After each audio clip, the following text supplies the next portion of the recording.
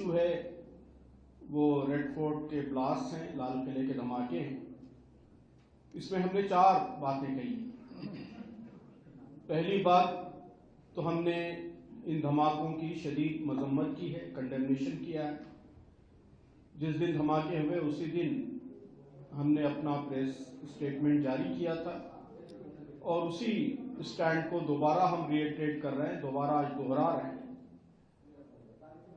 کہ اس طرح کے بم دھماکے اور معصوم شہریوں کی اس میں ہلاکتیں، پبلک پلیسز پہ اس طرح کا وائلنس، یہ پوری انسانیت کے خلاف، پوری ہیومینٹی کے خلاف ظلم ہے۔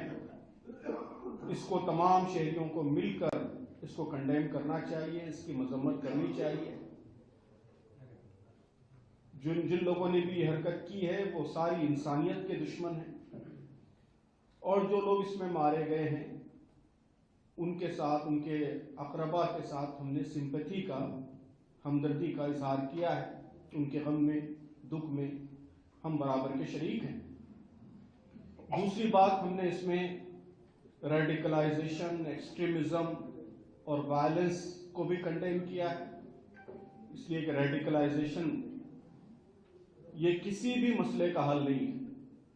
تو یہ حرکت جس نے بھی کی ہے، جس مقصد سے بھی کی ہے، جس کاز کا نام لے کر بھی کی ہے، جو بھی موٹیو رہا ہے، تو دنیا کا کوئی موٹیو، کوئی مقصد اس طرح کے وائلنس کو جسٹیفائی نہیں کر سکتا۔ دنیا کا کوئی مذہب سوسائڈ بمبنگ کی اجازت نہیں دے سکتا۔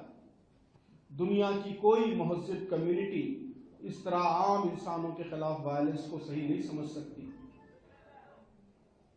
تو ہم نے ریڈیکلائزیشن، ایکسٹریمزم، اس کی تمام شکلوں کی بھی شدید مذمت اس پریس اسٹیٹمنٹ میں کی ہے۔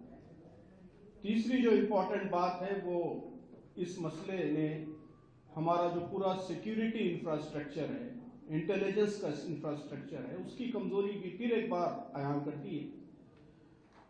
کہ اس طرح دلی جیسے مرکزی شہر پر، لال قلعہ جیسے ٹورسٹ اسپاٹ پر اس طرح کے دھماکوں کا ہونا، اور جیسا کہ کہا جا رہا ہے بڑے پیمانے پہ دھماکوں اشیاء کا برآمد ہونا، پھر نوگام میں پولیس اسٹیشن میں دھماکے کا ہونا، اس میں 9 انسانوں کا جانوں کا ضائع ہونا، تو یہ سب ہماری پورے جو سیکیورٹی انفراسٹرکچر ہے اس کی کمزوری ظاہر کرتا ہے۔ تو اس پر بھی سیریس ریویو کی اور اس کو بہتر بنانے کی ضرورت ہم نے اپنے اس اسٹیٹمنٹ میں اس کا اظہار کیا ہے۔ اور چوتھی بڑی امپورٹنٹ بات یہ ہے کہ اس طرح کے واقعے کے بعد